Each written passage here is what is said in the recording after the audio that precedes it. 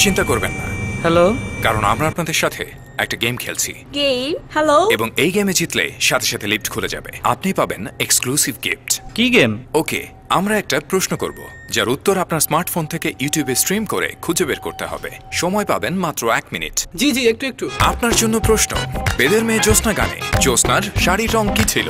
পড়ে না চোখের পলক গানে নায়ক রিয়াজ নায়িকাকে উদ্দেশ্য করে কোন চোখ টিপ মেরেছিল? নেটওয়ার্ক তো না, ইন্টারনেট কোত্থেকে পাবো?